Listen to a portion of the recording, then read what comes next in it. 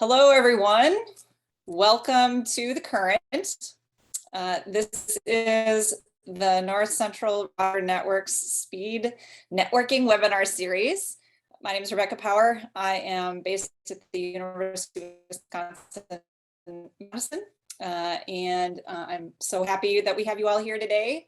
We are, the North Central Region Water Network is a collaboration among land-grant universities, 12 institutions in the upper Midwest, working on a diversity of water issues. And today, I am so excited that we are bringing you a program on green infrastructure and tools, resources, a wealth of experiences that our panelists bring, not only through their own experience, but in their work with communities and partners, the region and beyond. So how this works is that we will ask you throughout our time together to submit your questions for presenters in the Q&A panel, and we will have a dedicated Q&A session following the last presentation.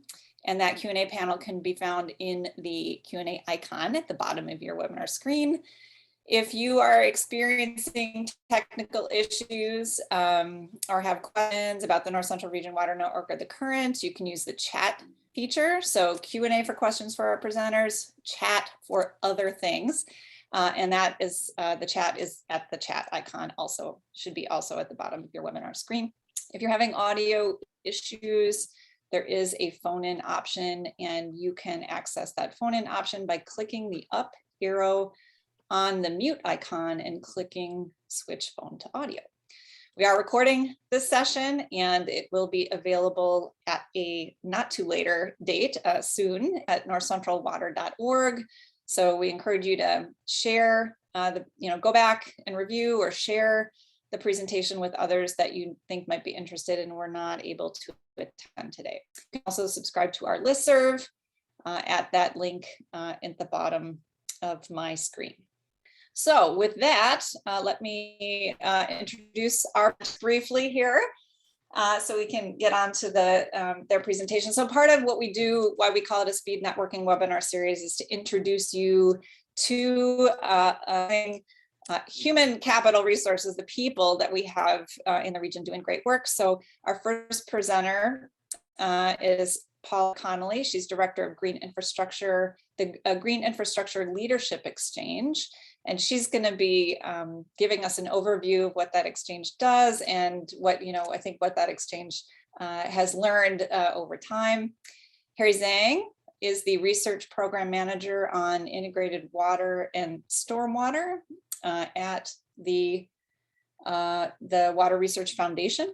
And he's going to be telling us a little bit about the classic life cycle cost tool and some co-benefits analysis that they're doing. And Zhang, Associate Civil Engineer with the Metropolitan Water Reclamation District of Greater Chicago. And he's going to be talking Chicago examples for reducing flooding. So with that, here's a little bit more about Paula. I'm not going to read that to you. I'm just going to skim through that for yourself. And as you can see, as I said, all of our presenters just bring a wealth of experience. And so now let's hear from Paula. And I'm going to stop sharing my screen so she can share hers. Great. I'm just gonna give me just a minute here to get my screen going. And I'm going to portion. Okay, oops, bear with me. Nope, that didn't work, sorry. Just give me just one more minute. That's okay. I'm sure many people that are listening and watching have done the same thing. I'll get there. Let me just stop the share. All right.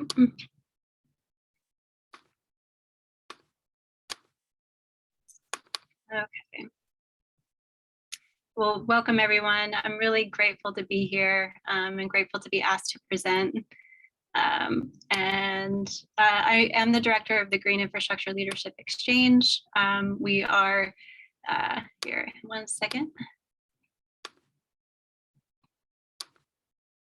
Okay.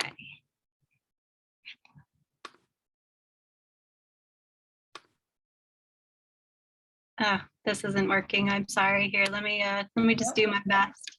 That's fine. That's fine.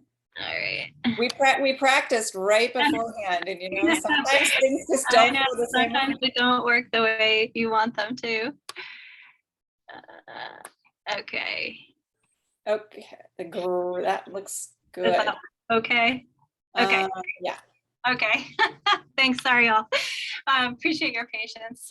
So I'm the director of the Green Infrastructure Leadership Exchange. We are a network of about 65 local public sector agencies who are all collectively focused on accelerating the affordable and equitable implementation of green stormwater infrastructure.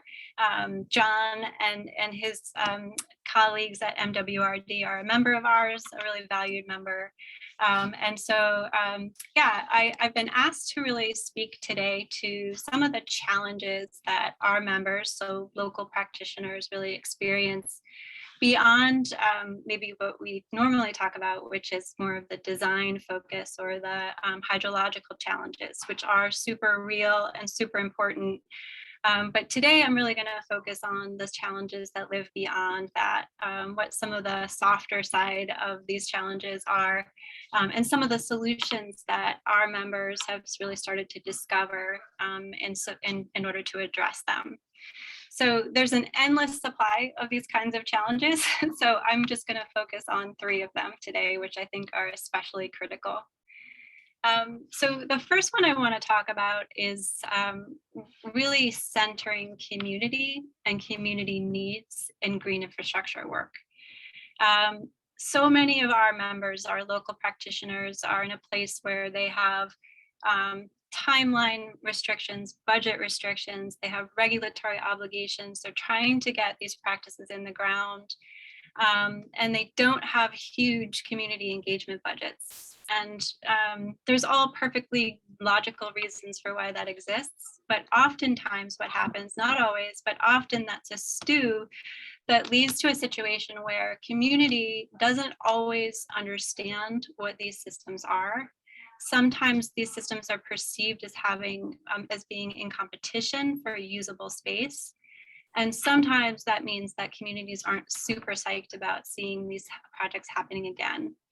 And so our members, our local practitioner members, are sort of in a bind where they have to get these projects in the ground, and yet they have limited capacity to spend the time on community engagement, and yet they understand how important that community engagement is.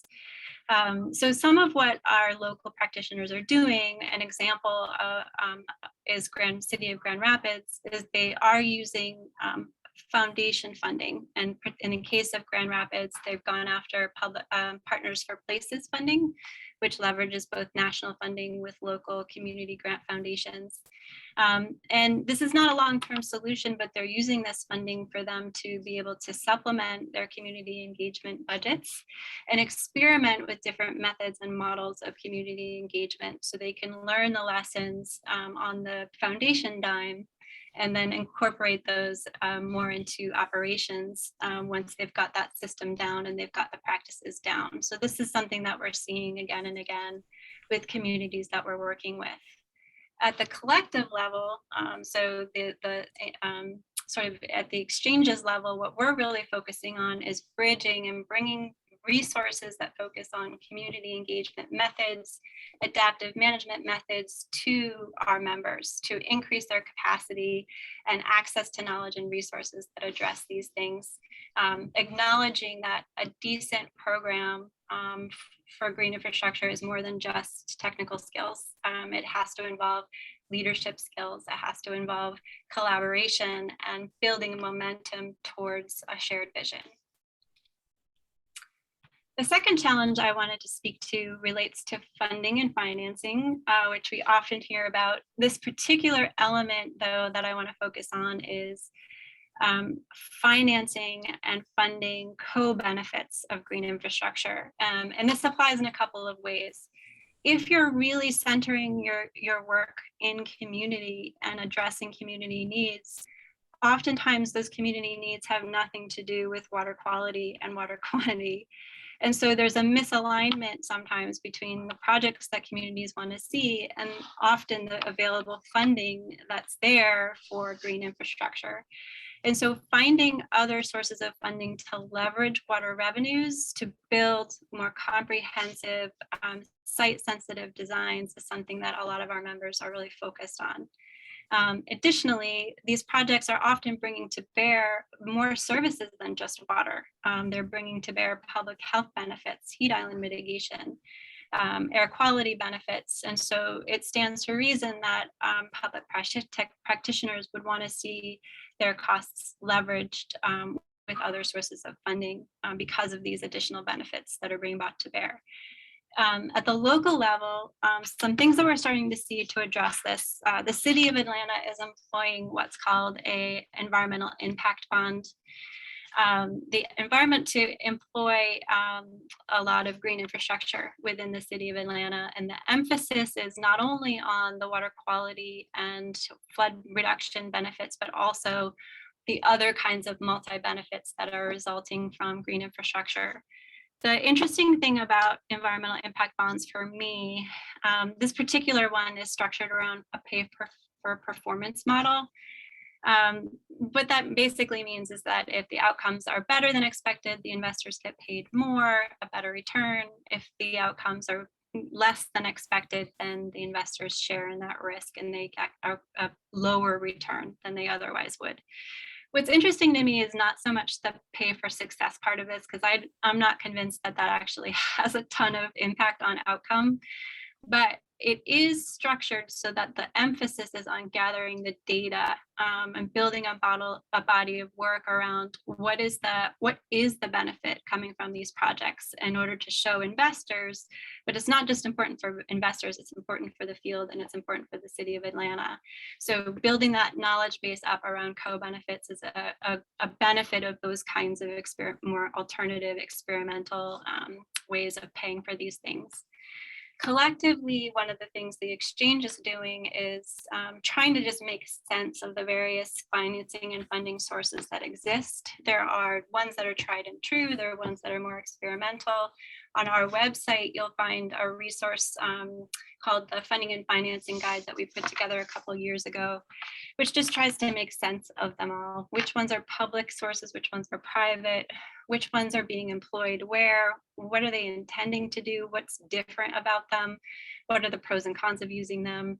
And that's really the key with some of these tools, is being able to match the tool or suite of tools with the specific needs of a particular community or implementing agency. So that's a resource for everyone that's available on our website. And then lastly, the last challenge that I want to talk about is what I'm calling knowledge creation, but what I really mean is case making the case through substantiated data for green infrastructure. So much of the work that's happening is happening at a super micro local level. And so the potential data and information that exists is kind of trapped at that level. With notable exceptions, there's not a ton of aggregation of that data to produce knowledge about the field as it relates to costs and co-benefits and performance. As I mentioned, there are notable exceptions to that. Many of our members are working with universities to build up the data set around these solutions, looking at their work retrospectively to build that body of work. And collectively, many of our partners are working in this space. The Water Research Foundation, who's here today, is working on building case studies around green infrastructure. The exchange is working on developing a state of the field report to really build a narrative about where we stand nationally within the green infrastructure space. And that helps us because it helps us refine where we need to head in order to continue to accelerate green infrastructure. But it helps local groups who are seeking, again, to just better understand What's the information that's out there that's going to help me build the case for implementing green infrastructure back home? And how do I compare against a national standard or a national metric? I should mention the Urban BMP database is another example of a really good aggregation of data and information, but it's just really short of where we need to be as a field, and that really limits our ability to continue this great work. And that's my email address, and I'd love to hear from all of you. And again, thanks for having me here today. Thank you so much, Paula. We'll give just people another 15 seconds to get your goals. No, you're fine. You're fine. Pop your email address into the chat, or to just make sure folks have the links. So that's great. Thank you so much. And this is called speed networking for a reason. Obviously, that was a quick snapshot of a lot of resources that Paula and her organization have to offer. So we hope you go and poke around in those resources and follow up with Paula as you would like. So I'm going to share my screen again. Okay, are you seeing Harry up there? All right, thank you. Okay, welcome to our second guest, Dr. Harry Zhang. Again, Harry Zhang is the Research Program Manager on Integrated Water and Stormwater at the Water Research Foundation, where his portfolio is around stormwater and sustainable integrated water management. So great, and the tools he's going to talk about, I think, are we're taking a deeper dive here into some of the resources. So thank you, Harry, and I will now stop sharing my screen so you can share yours.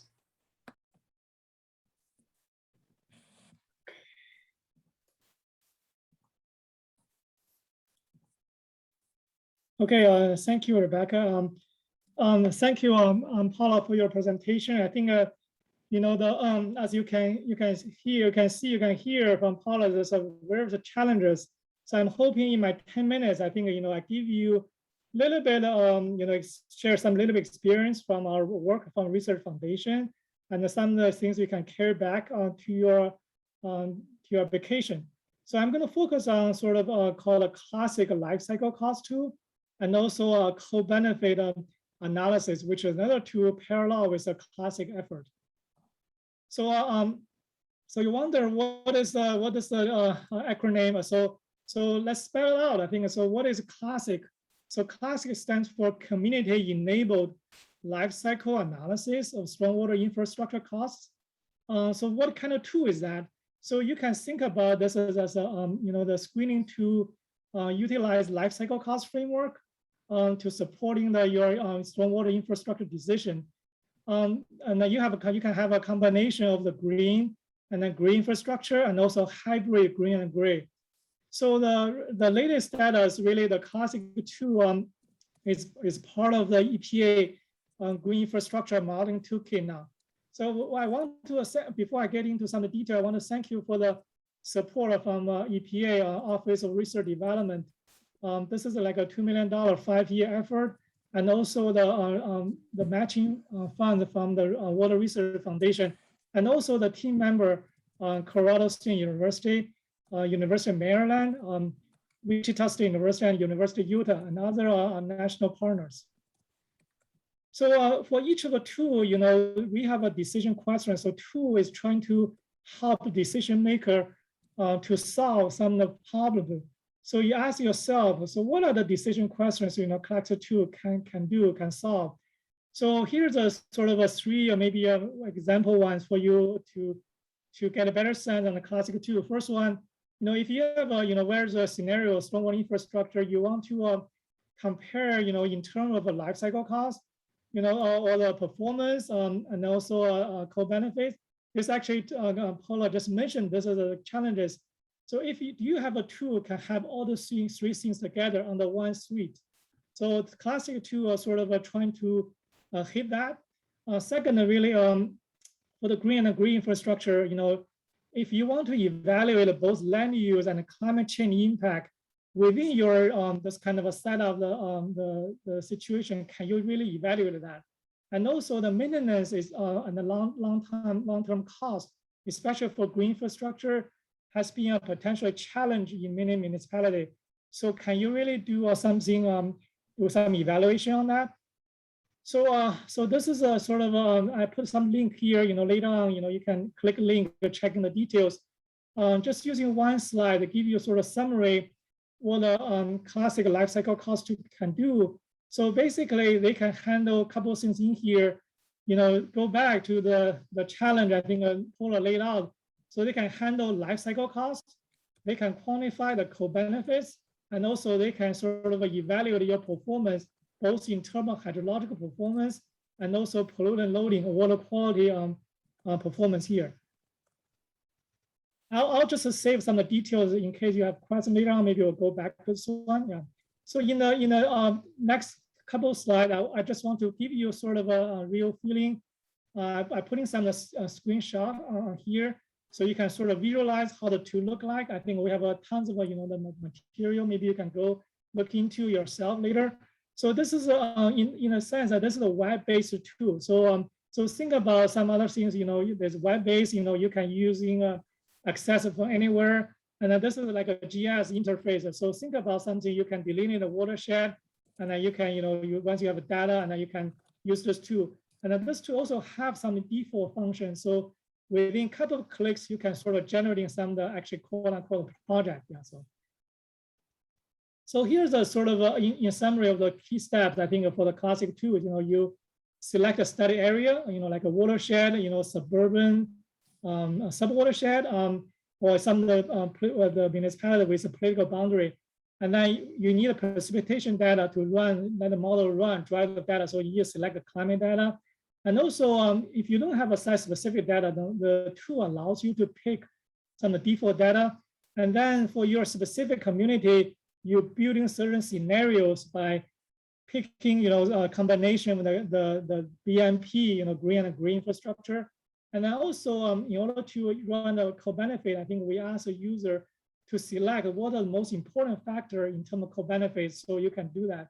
And then you can also set a target. So later on, when you run the model, run the tool, so you can compare, the model output against your target. Yeah. So I want to give you a sort of, the flavor on this thing. So before going into that, you may wonder, so what are the BMP type within the tool? I think so. So if you are familiar with the EPA stormwater management tool, I think so. This is sort of you can view. There's another sort of a complementary version, or maybe in some cases enhanced version of that, because of the researchers, the research team incorporating all these BMPs. They have an infiltration based, and they have a volume control based. They have a combination, and then we allow the user to enter certain parameters for specific BMPs. So here, to give you an example, so I'm sort of zooming on the side. You can see this is the rain garden or bad retention area. So the tool, allow you to enter certain parameters, for specifically on the like in this case rain garden. You're gonna say, well, how about I have a 100 rain garden, and then you can I sort of this is called unit, sub-unit. I think you can do some extrapolation. The tool will allow you to do that. So, but I think for each of the BMP type, you can enter specific information, sort of a more customized to your site-specific situation. Yes. So I think Paula mentioned that, the International Stormwater BMP database. I think this is like a 20-year effort throughout the whole water sector. So here's the web link. I think your data. So the stormwater BMP they cover right now after 20 years in running.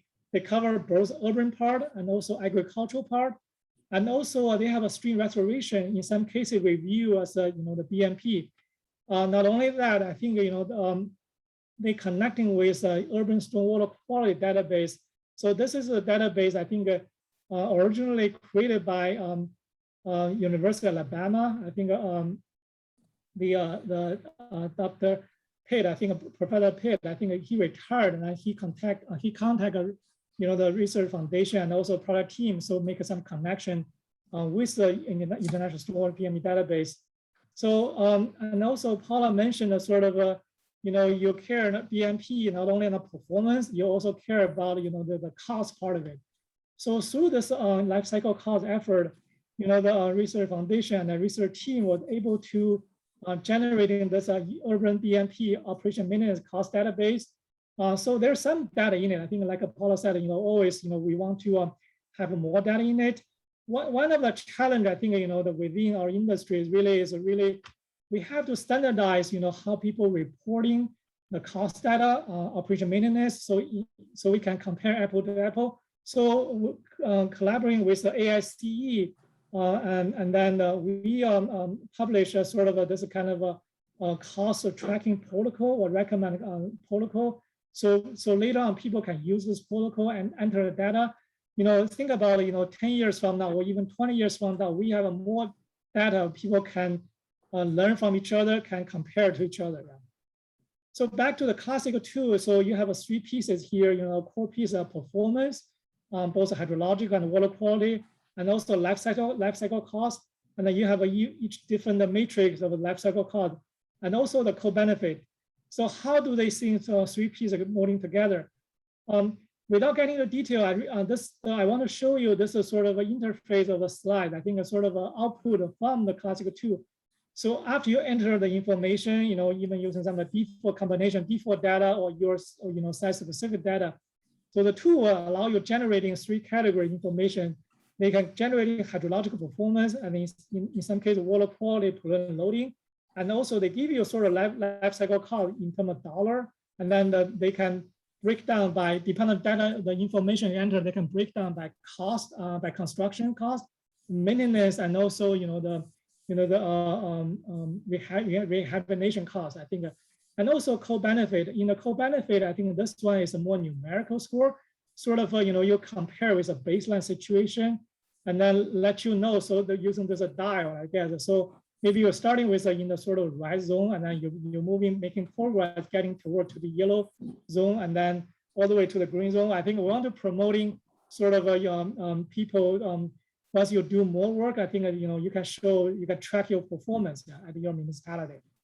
And then at the beginning, I mentioned the climate impact. I think that those two has with that in mind. I think that we incorporated the climate scenario in the classical tool. You can see here, this is called we're using the latest. I think right now is a CMIP 5. I think now it's CMIP 6 is in running. I think, but I think the most mature, the climate model or data is a CMIP 5. So this one allow you to enter using some of our customized, the algorithm. You can enter peak scenario running the climate scenario. So this is just want to show you, what are the global circulation model, in there. I think that given the time, I just want to show you how about if you have both, the climate scenario and also BMP technology scenario, you want to run both and then compare to each other. I think the tool allow you to do that. So you can run one scenario like based on technology or BMP type, and then the other one with a climate, impact, and then you can run, combination both. You can sort of this will facilitate your decision-making process. My last 2 slides, I want to drill down, give you a flavor on the co-benefit analysis. So this is a sort of a co-benefit module within the tool, and then I want to show you there are some rigorous, classification, what behind the scene, what kind of a co-benefit category we're covering. This is my last slide. I think I want to mention, they have on a parallel effort. I think, even guide down into the co-benefit. This one focus on quantification on a monetization, because we're pushing the researcher to get into dollar value, doing some rigorous economic analysis on detailed category of the co-benefit. I think so. We have a sort of the research for each of the subcategory here. And then I want to sort of give a shout out here. So Research Foundation will providing a free webcast on September 23rd, I think, on this particular topic. So if you're interested, I think that's maybe another time you can hear firsthand from the Research Foundation researcher and also utility members talk about this, how they use the co-benefit tool. With that, let me stop sharing my screen, and then so that's all my back to you, Rebecca. Excellent. Thank you so much, Harry. And, gosh, that's such great information. Someone commented on in the chat, and I'll say too, the North Central Region Water Network works broadly across urban and agricultural areas, and with conservation infrastructure in rural areas on farms, we're facing similar issues with aggregating cost benefit, or what the cost analysis is for those conservation practices on farm and as part of those farm operations. So it's just interesting to see those parallels across these issues. So thank you so much. And I will, if you would stop sharing your screen, Harry, I will go back and share my screen. I'm trying to find the stop sharing over here. Okay, got it. Got it. All right. Thank you so much. And okay. And last, but certainly not least, John Watson. John is an associate civil engineer at the Metropolitan Water Reclamation District of Greater Chicago. So I'm gonna not talk a lot. I'm gonna let you just take a skim of his bio there, and he will take a deeper dive in some of the things that are going on in the city of Chicago related to green infrastructure. So I'll stop sharing and turn it over to John. Sure. Thanks, Rebecca. I'm realizing now that I'm a bit older than my picture there. It's been some years.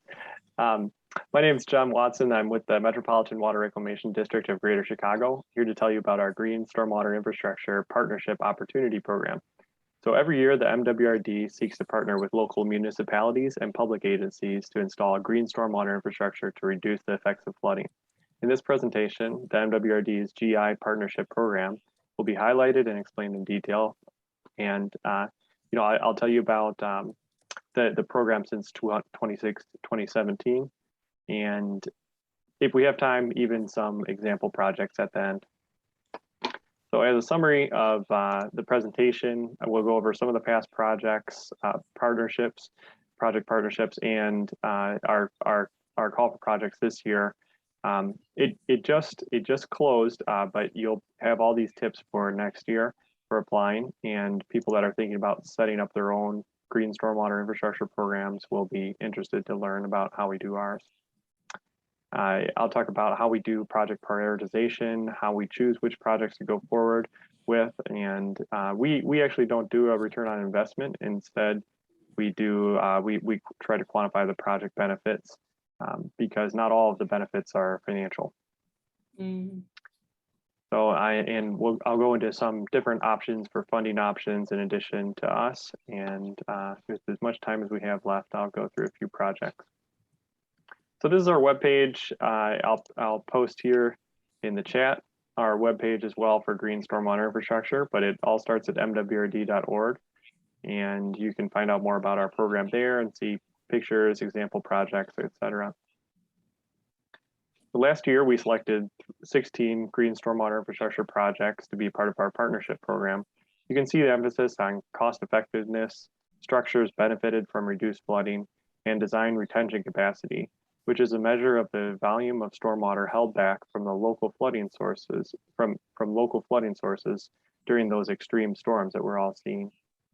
So altogether last year, we had 1.6 million gallons of design retention capacity, which is significant, and that helps reduce, local street flooding, local structure flooding is prioritized, and especially flooding within people's dwelling places.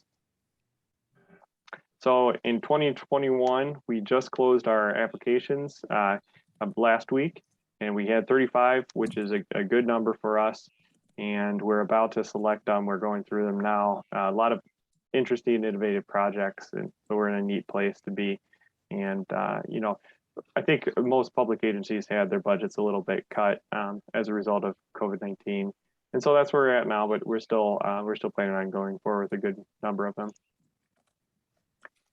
So how we choose our projects, first of all, I'll kind of skim through this.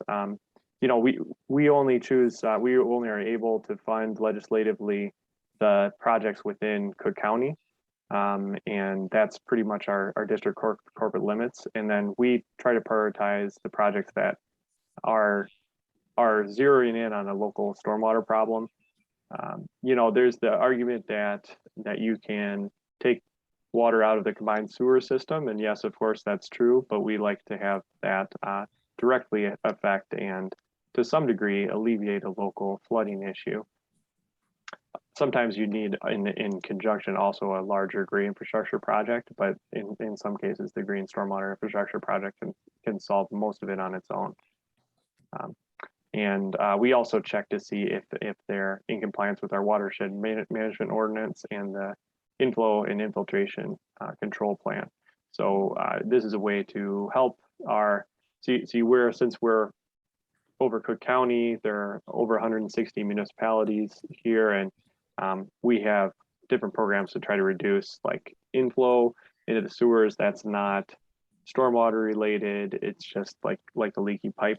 So we use this as sort of a carrot approach.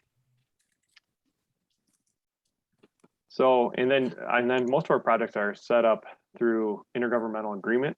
So the applicant must be a public entity with the improved property to be within our corporate boundaries, which is mostly Cook County. And then there are diversity requirements. Diversity is important to us, and we like to support that through these projects going forward. And we also have a public education requirement and a long-term operations and maintenance or O&M plan requirements for all of our projects.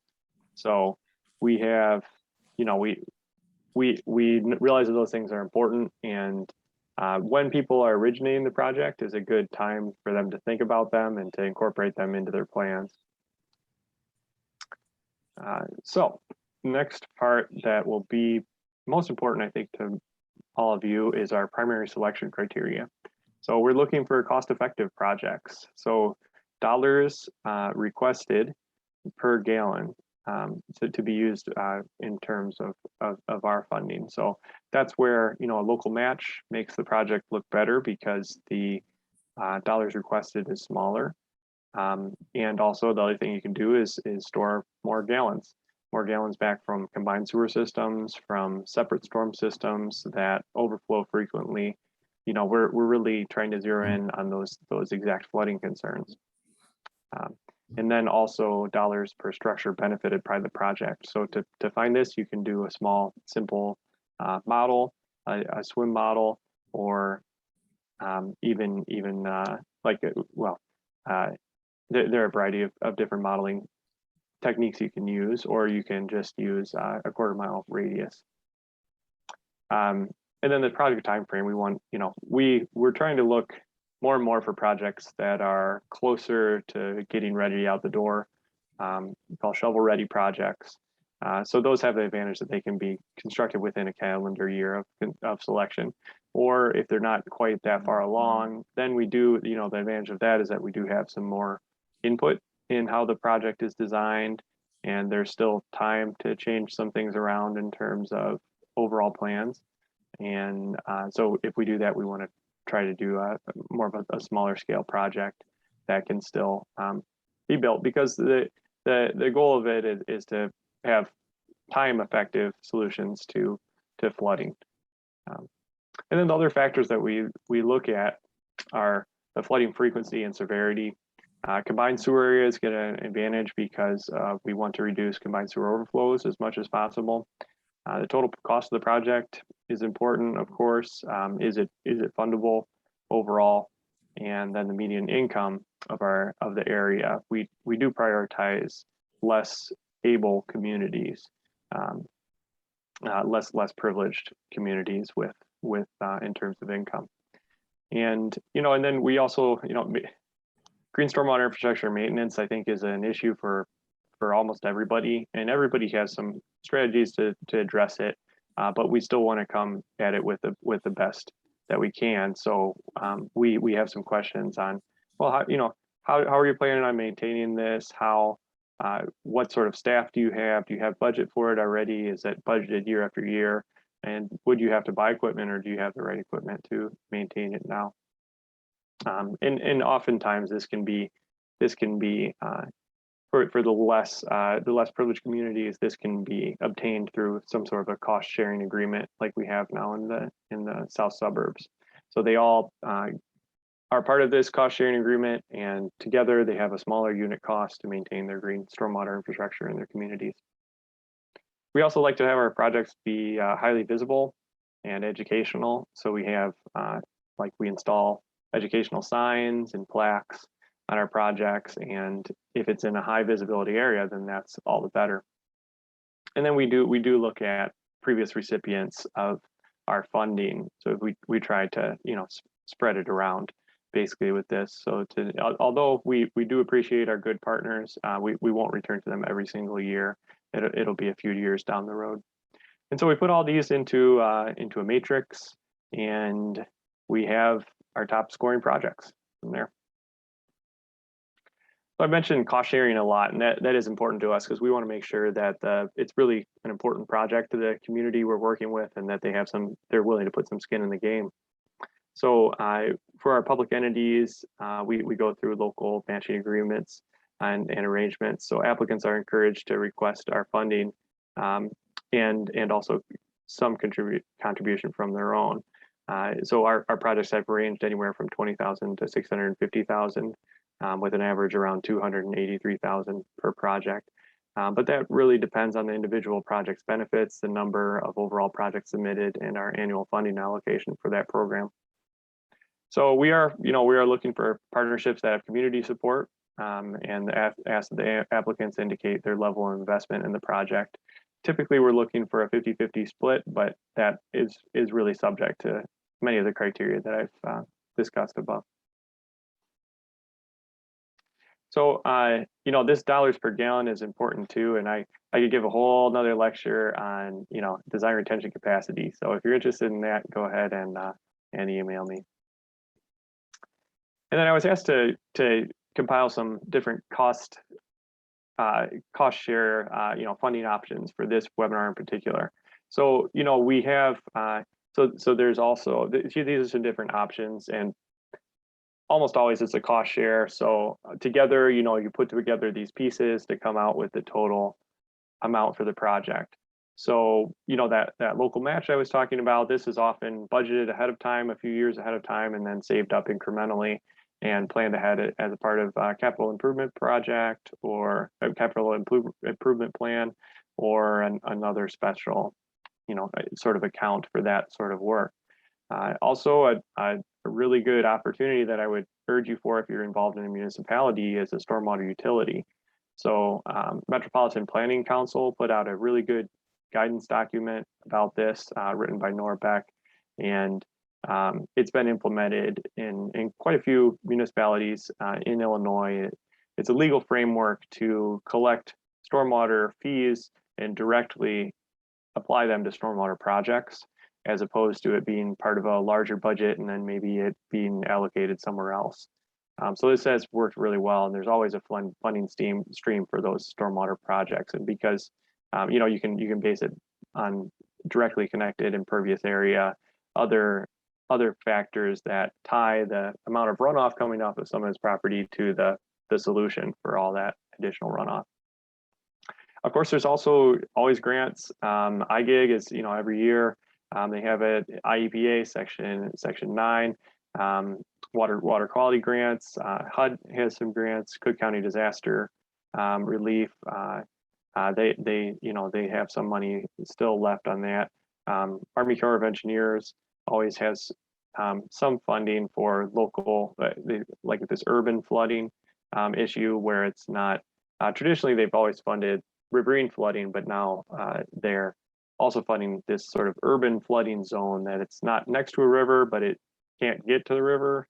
The water can't get into the local drainage system. Maybe it's out of date or overwhelmed, or the new rainfall patterns have overwhelmed it. So there's some options there. And then, like NIPWIP with the Chi-Cal Rivers Fund. And then, there's the partnerships like with us and with Cook County, maybe with your state. There are other options that way. So I'll go through one or two green stormwater infrastructure projects. So this is in Blue Island. they have the whole municipality is sort of built on a hill, and at the bottom there's kind of a bowl. There's a train tracks here, and there's no natural place for the drainage to leave. So it all goes into this combined sewer system, and it's too much for people's for the combined sewer system, so it backs up into people's basements. So to alleviate that, we have these inline large bioretention areas. So these are 15 feet across here, the parkways, and that's one of the reasons we chose this, and little utilities here. And so the water comes in, fills up all the way, no under drain, no other outlet. So it's able to fill up all the way before it releases at all. It's based on the soils, we have decent infiltration here, so we can let it sit up to 72 hours while it infiltrates. Underneath this is 4 feet of aggregate. So we have a large reservoir there. Can store up to the 25-year storm. Then when it fills up, it'll go out the last. I mean that's a big storm, but it can flow out the downstream outlet, and then any overflow would go into the combined sewer system. And then we have one of our most interesting projects is the Chicago Space to Grow partnership. So it's with the Chicago Public Schools, and so they have a lot of these historical this is actually a playground. This is what they're using, and it looks kind of bleak, and you can just imagine the stormwater runoff that sheet flows off of here with zero retention, zero detention. And so we then retrofit this into a real playground that utilizes green stormwater infrastructure. This is what it looks like when it's done. We have permeable pavers, permeable grass here. This is still asphalt, but collected and then stored in the reservoir underneath here with the gravel. And we have some resources available on our website as well, standard details, calculation sheets, things like that. And yeah, so that's, I'm welcome. I'm here to answer any questions. Here's my contact information. I look forward to hearing from you. Thank you so much, John. Really appreciate it. And if you would also stop sharing your screen, then I will share mine again. Thank you. And you had a link. I think you had a link that you shared that I'm not sure if you got that to Anne or not, but just any links that you feel would be useful that haven't already been shared, please go ahead and do that. Sure. All right. Okay, so, and then we'll, putting their emails right here for you too. On to questions, and we've got some great questions popping up here in the Q&A, and keep submitting them if you'd like. Before I start that, I'll just very quickly give a shout out to Lisa Merrifield. She's got a question coming up, but Lisa Merrifield at the University of Illinois was instrumental in helping to set this webinar up. So thanks to Lisa. And another colleague of ours, John Bellata, asked about whether there were any sample applications or case studies written up related to the classic tool. And then lo and behold, he found the answer. He was digging around and did find some, what he says are excellent informative case study applications. And John, if you would be willing to share that link in the chat for other folks, that would be great. And Harry, did you have anything you wanted to say about those? Yeah, so thank you. I think we want to give you sort of the one single site, which I think from Research Foundation link, but I think within maybe 2 clicks away, you can find all sorts of information, including some of the live videos, I guess, demo. I think some of the demo also have shown you how to generate a project. This was prepared by Wichita State University. I think that's pretty informative. And last thing I want to say, the case study right now is, so we have 10 case study there. The selection, they cover, all the 10 climate regions. So regardless of which climate region you are, I think we'll have one case study for you. But in the future, the idea really is we want to encourage more case study. I think actually the Research Foundation have a ongoing research project doing more.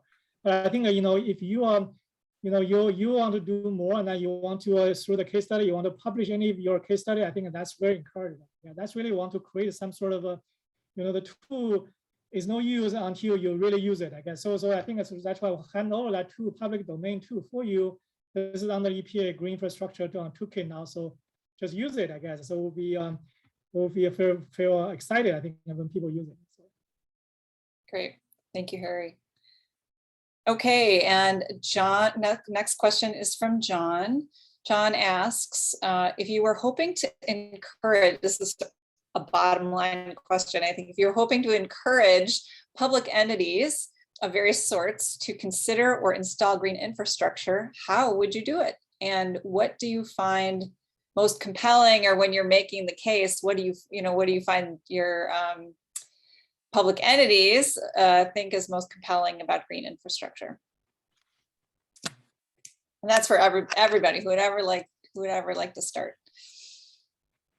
I can go ahead and give my answer, but I'm also interested in particularly John's answer to that question. But I think it largely depends. It depends on the particular group or entity that you're working with and what their biggest concerns are. And that will determine what the most compelling case is around green infrastructure. I think to a large extent, we do have enough information to know that green infrastructure performs as well as gray or more traditional solutions when it comes to water quality. And it has the potential to offer a number of other benefits that traditional solutions don't provide. A lot of that information and data needs to be substantiated more so than it is, but the promise is there. And so the ability for green infrastructure to be flexible in the face of climate change, the ability for it to bring about incremental improvements as opposed to having to wait for a whole system to come online. If you're looking at a gray infrastructure solution, there's evidence that green infrastructure is safer. There's evidence that it can bring about public health benefits that gray infrastructure simply can't do. There's evidence that it requires less energy requirements as opposed to centralized systems, large mammoth centralized systems, which require a lot of energy, which of course helps the water sector mitigate its own contribution to carbon and the climate change crisis. So there's a ton of benefits, and it really is about tweaking among all those benefits to your audience and what their particular areas of concern are. And that's been my experience. That's a great answer, Paula. Yeah, very thorough. Yeah, I think from my perspective, the two main benefits that are important to everyone are flooding and water quality. So especially for those municipalities that benefit from having a clean river, if they have a river walk or a public recreation along the river, they care about water quality, especially floatables. That's important. And then everyone cares about flooding, especially if it affects your own house. They care about flooding, and these, if you have it big enough, a green stormwater infrastructure project can alleviate flooding even up to the 50-year. But if you spend enough money, a 100-year storm too. But if you combine it with a great stormwater infrastructure, it can be very cost effective to reduce flooding to maybe with changing rainfall patterns. I don't know if you could ever say to a 0% chance, of flooding, but close to zero. You really can do that. And so, that's a way to solve your flooding while also achieving all these other co-benefits of habitat creation and reducing the heat island effect in dense cities. Providing that green space that is really so beneficial to both the natural environment and us as a part of that environment. Great, thank you both. Okay. Can I add something there? Oh, sure, Harry.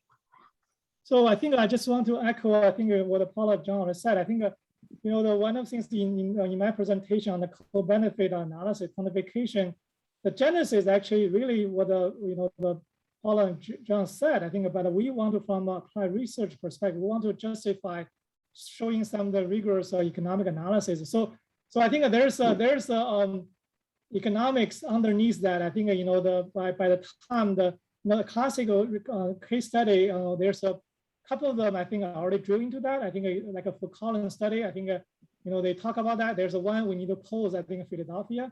But also, I think for the co-benefit, the study, I think, on the next week, there's a webcast. I think by the end of this month, early next month, Research Foundation going to publish the report, which is going to have some case studies showing some business case.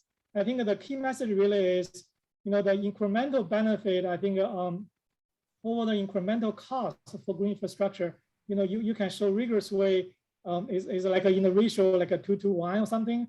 So there's a way to show that. I think just by using the real data, and then through the community working with the utility, I think actually we'll land up with a poll, and then maybe Zhang, you as well, so later on can do more case study. I think people like the business case, justification. I think we hope this will shed some light for the future. Thank you, Harry. And I'll point out our time is running a little bit short. So what I'm going to do is I'm going to keep working through these questions in order. But if there are some you panelists you think you might be able to sneak an answer in while we're working on some of these other questions, feel free to do so. And next question is from Lisa Merrifield, and this is for Paula. Have you partnered with extension or university researchers on tools or projects? Would you or communities be interested in doing that? Yes, I know many of our members have partnered with universities. The exchange has not in any formal way, but yes, we'd definitely be interested in exploring that. Very good, thank you. That was short and sweet, and a happy answer. Oops.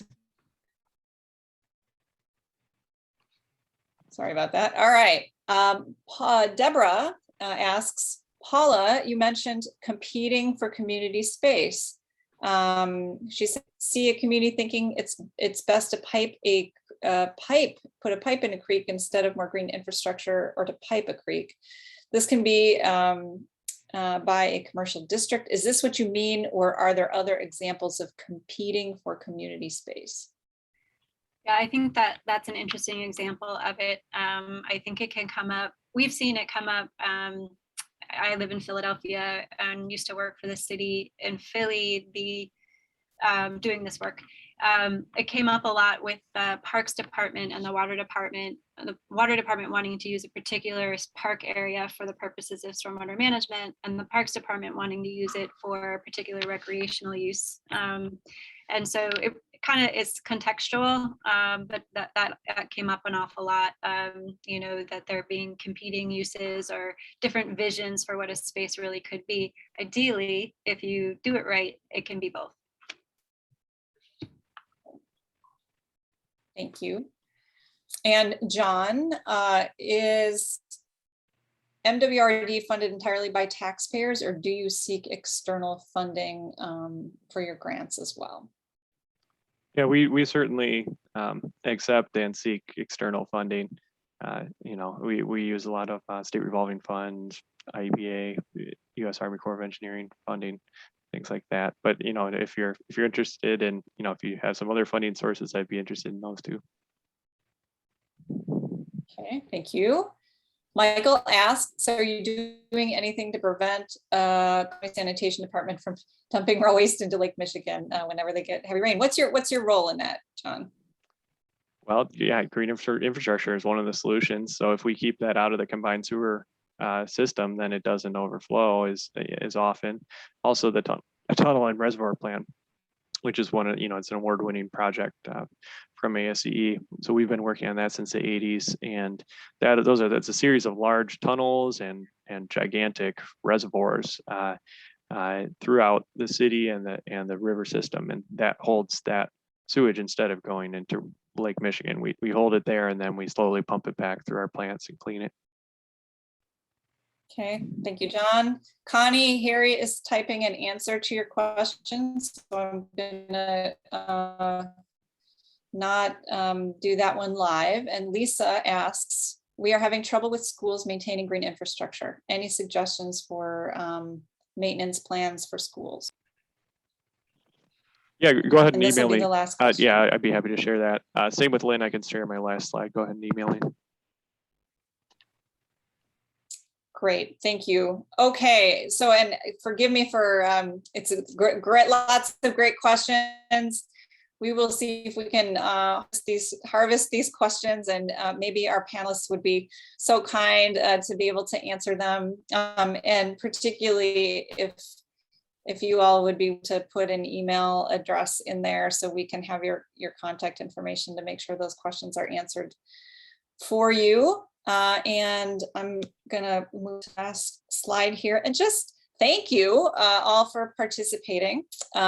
Again, you can go to our website for this recording, northcentralwater.org, and other webinars that may be of interest to you on water related topics. And we want to, speaking of Lisa Merrifield, I'm trying to move this other, so I can see what this says. We have a new infrastructure community of practice. It's a collaboration among Sea Grant and land grant universities in our area in the North Central region in the Great Lakes Basin. And so I think it's a nice complement to the work that Paula, you're doing to have these leadership conversations. So this is a group of us that are primarily working at universities, but also some other partners. So if you're interested in that, you can get more information again at our website, northcentralwater.org, green-infrastructure. So thank you so much again. Thanks to our panelists, excellent presentations. Thanks for being willing to share your presentations with us. We had a number of requests for your slides, and sometimes that's easier than going back and seeing the recording. So thank you all again. Thanks for your participation with us. And we like this to be a little mini community of practice. We had some great input from our participants as well as from our panelists. So thank you all so much, and have a great rest of your day.